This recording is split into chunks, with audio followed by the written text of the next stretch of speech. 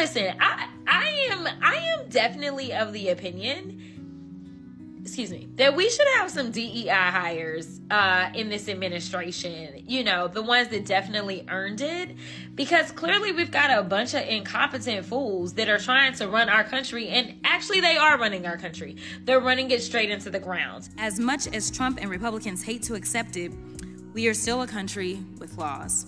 And when you break them, there are consequences. Keiner hat es kommen sehen.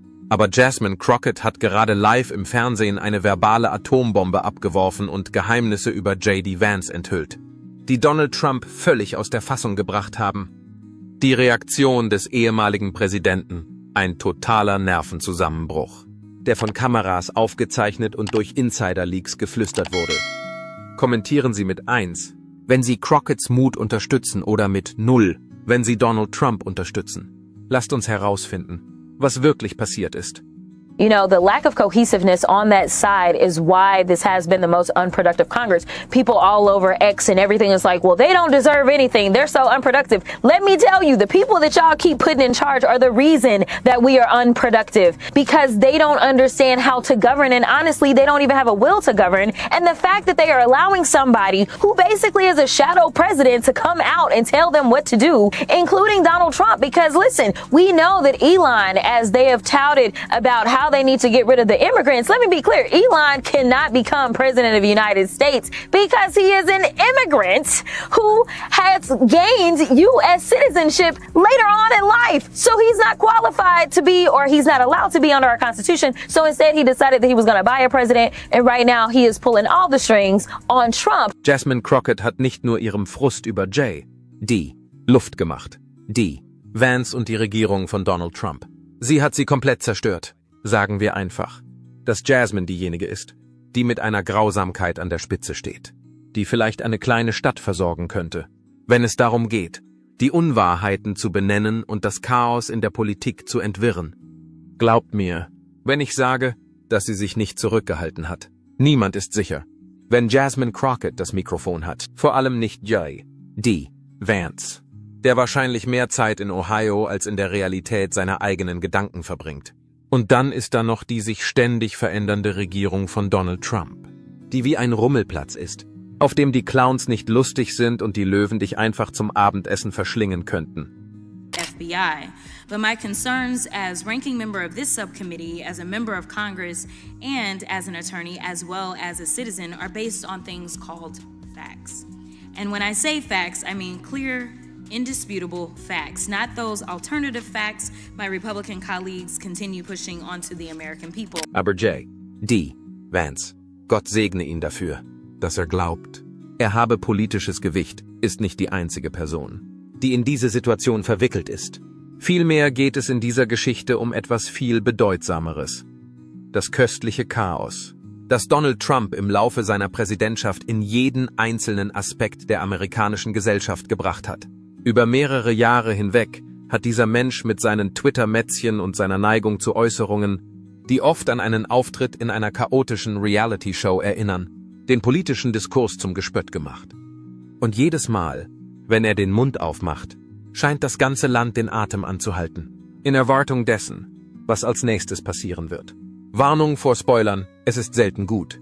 And I'm tired of it because I didn't come to this chamber to play games. I came to this chamber to answer to the people, the American people, and to make sure that we keep the American people safe. And if we don't get something done, as they talk about the border, I do want to be clear. The only reason we haven't gotten funding for the border is because they killed, the House Republicans here, killed the bill that they actually sent us from the Senate side. If they want to do some work, let me tell you something. The Democrats are ready, and it seems like the Senate Republicans are ready too. They just need to get to it. Wenn es Ihnen gefällt, abonnieren Sie es bitte. Daraufhin mischt sich Jasmine Crockett ein.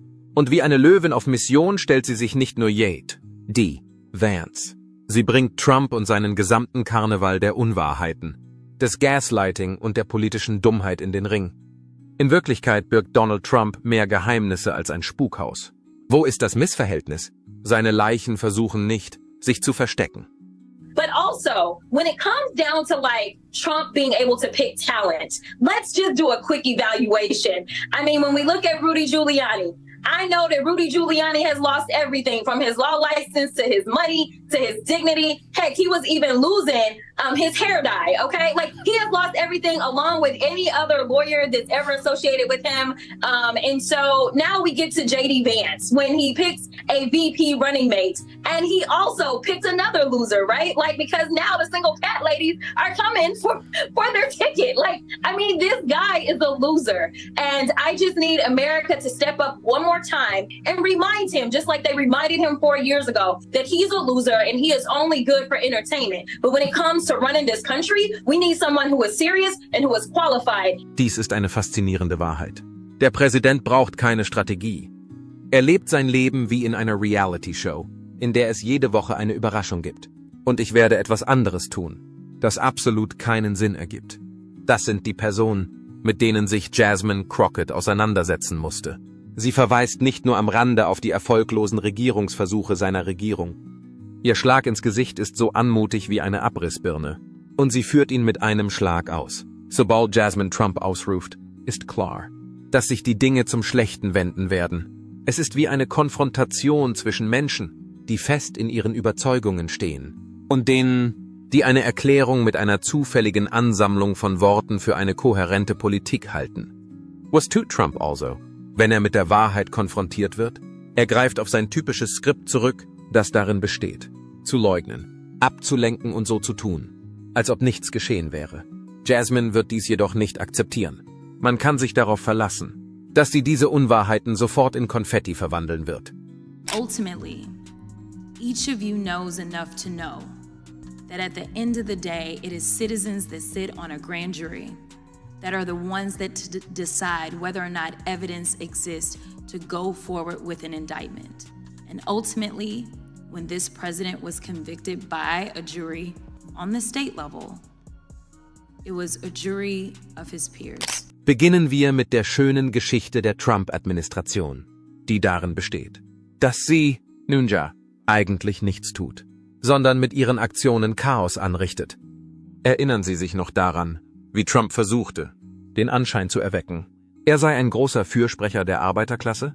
Es ist fast so, als ob er die Rolle des Präsidenten mit der des Moderators einer erfolglosen Reality-Show verwechselt.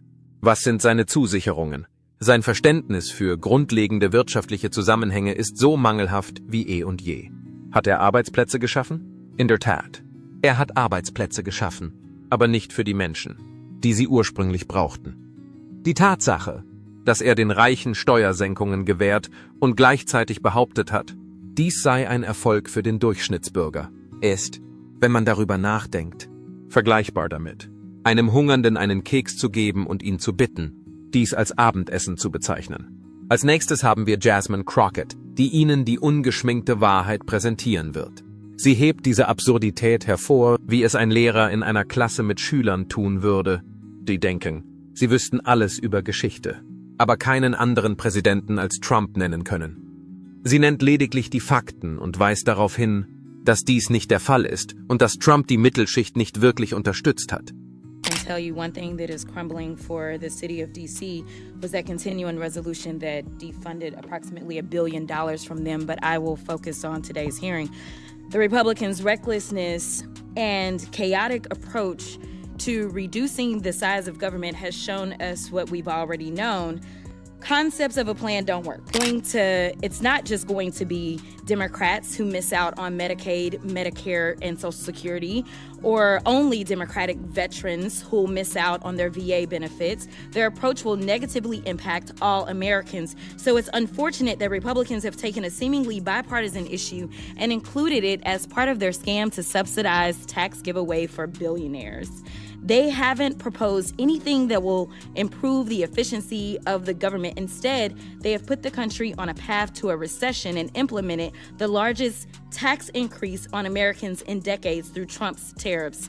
This hearing is their latest attempt to try to convince the American people that dismantling public-facing agencies will somehow improve government efficiency. Wenn sie zur Mittelschicht gehören, denkt Trump wahrscheinlich, dass sie so inkompetent sind, dass sie nicht einmal ein Spannbettlaken falten können, so dass es sich nicht lohnt, ihre Probleme zu lösen. Andererseits verteilt er etwas Geld an die reichsten Menschen im Land. Und das sollte doch reichen, um die Probleme zu lösen. Oder?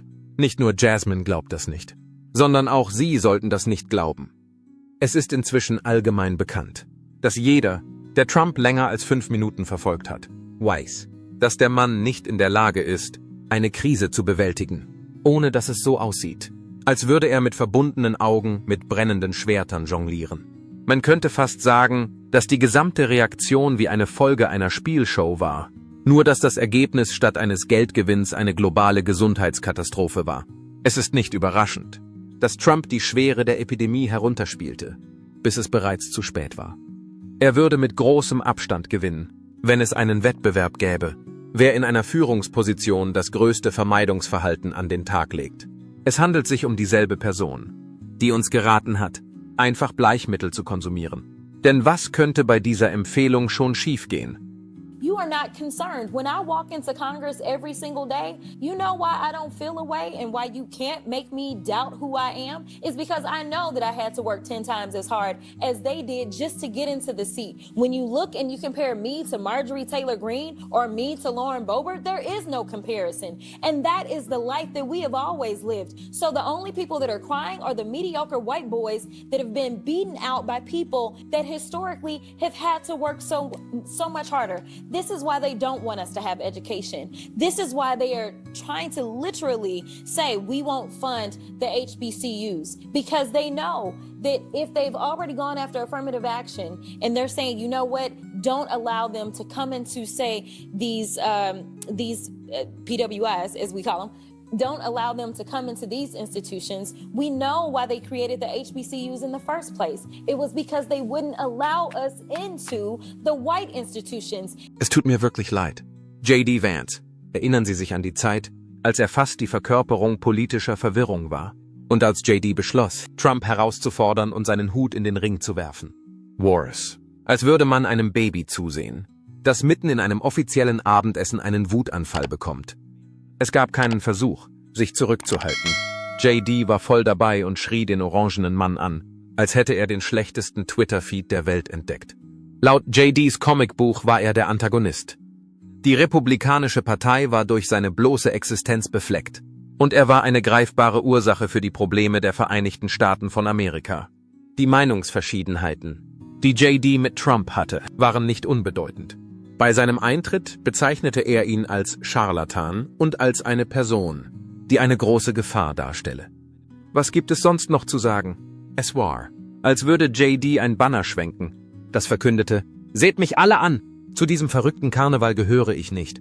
Ich glaube, ich bin die einzige vernünftige Person hier, denn er schien zu schreien. Es gibt nicht einen einzigen von ihnen.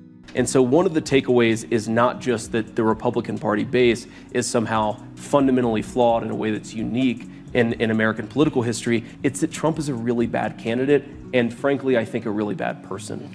Allerdings beschränkte J.D. seine Bemerkungen über Trump nicht auf bloße Witze. Es tut mir so leid. Er trieb es auf die nächste Stufe, indem er Trumps Rede als giftig bezeichnete.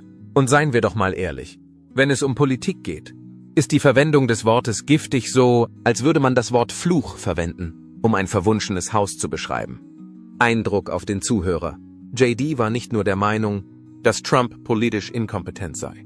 Es schien, als ob er Trump als eine einzelne Person darstellte, die den politischen Diskurs verwüstet. While J.D. nicht anders konnte, beschloss er, das Credo Make America Great Again auf die Schippe zu nehmen. Es war ein Motto, das die deprimierendsten Teile der Vereinigten Staaten von Amerika ansprach. Und es wurde praktisch ins Lächerliche gezogen, um es gelinde auszudrücken. Er hat es geröstet.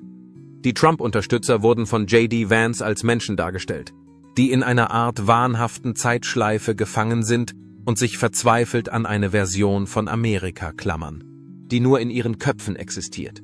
In der Zeit, in der er drüben war und versuchte, in große politische Stiefel zu schlüpfen, die ihm offensichtlich nicht passten. Wars. Als würde er ihnen vorwerfen, in einer Fantasie zu leben, die in Sepiatönen gefärbt war. And my biggest problem with Trump, I mean, and there are many, many things to pick out, but my biggest problem with Trump is that his message to the right, especially the white working class of which I came from, is anti-conservative. I'm a never Trump guy. I never liked him, and I've noticed this willingness from people who think a lot like I do that, look, we told you so. To all these white working class voters, we told you so. We told you that Trump was. Aber bitte warten Sie, das wollte Jasmine Crockett auf keinen Fall hinnehmen. Sie nahm die Situation nicht einfach passiv hin. Sie schlug mit voller Wucht zu und riss die Überheblichkeit und die Lügen, die gesprochen wurden, mit sich. Wie ist es möglich, dass ein Mann, der Trump zuvor als schreckliche Person bezeichnet hat, nun als Vizepräsident mit ihm zusammenarbeitet?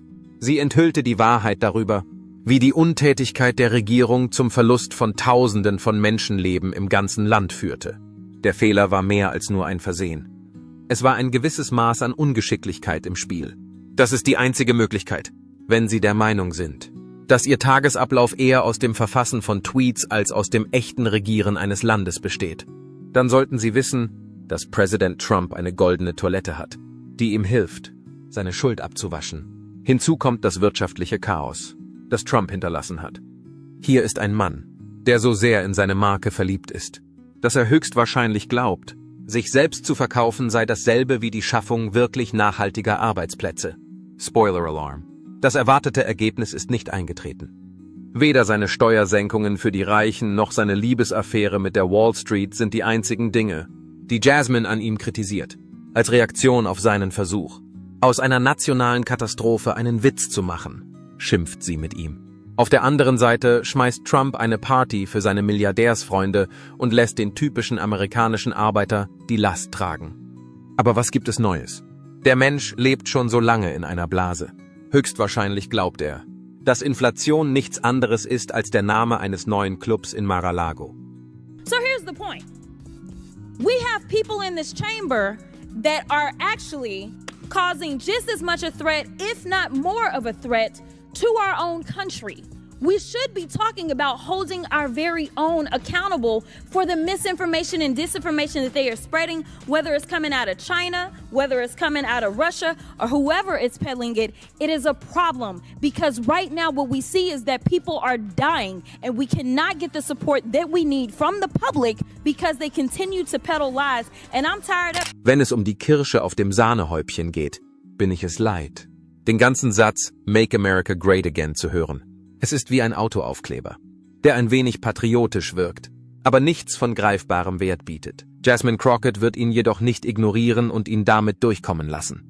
Sie macht sich darüber lustig, dass es bei dem Slogan weniger um echte Entwicklung als vielmehr um Nostalgie für eine Zeit ging, in der alles irgendwie einfacher war.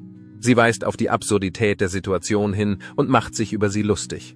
Zumindest erschien es ihnen so, als sie ein wohlhabender Mensch waren, der seinen Reichtum vermehren wollte. Darüber hinaus sind es nicht nur die Tweets. Es ist die Art und Weise, wie er absichtlich Zwietracht schürte, indem er den Eindruck erweckte, dass die Nation wie in einer Reality-Show dargestellt wurde, wobei jede Episode dramatischer war als die vorherige. Sie hingegen sind Trump. Ständig macht er aus allem ein Spektakel und ignoriert dabei die tatsächlichen Probleme, die es größtenteils gibt. Jasmine Crockett wird dies auf keinen Fall übersehen. Die Tatsache, dass sie wie ein Profi auf Trumps Unwahrheiten hinweist und sehr deutlich macht, dass seine Interpretation von Größe für niemanden außer für ihn selbst wirklich großartig war, zeigt, dass sie sich bewusst ist, was auf dem Spiel steht. Man nehme einen Schwerverbrecher und mache ihn zum Präsidenten der Vereinigten Staaten. Und dann wollen sie sich entsetzt zeigen, wenn er kriminelle Dinge tut. Ich sage euch, wir haben einen Verbrecher an der Spitze der Vereinigten Staaten. Und wenn wir nicht aufwachen, werden wir vielleicht keine Vereinigten Staaten mehr haben. Denn im Moment ist er nur darin erfolgreich, ein Spalter an der Spitze zu sein.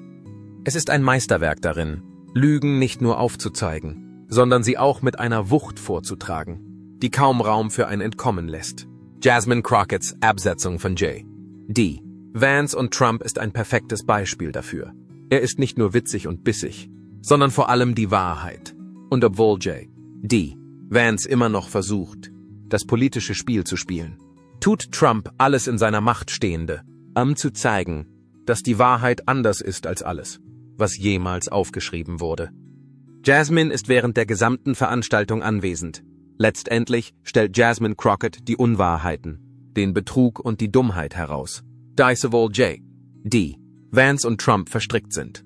Mir kommt es so vor, als würde sie am Rande der politischen Bühne stehen, auf das Chaos zeigen und sagen, seht euch dieses Chaos an und lasst uns alle einen Moment darüber lachen. Wie lächerlich das alles ist. Vor allem, weil wir aus dieser Katastrophe gelernt haben, dass man manchmal einfach nur lachen muss. Was glauben Sie, worauf Jasmine Crockett wirklich anspielte? War dies ein Machtspiel oder politischer Selbstmord? Schreiben Sie uns Ihre Meinung in die Kommentare.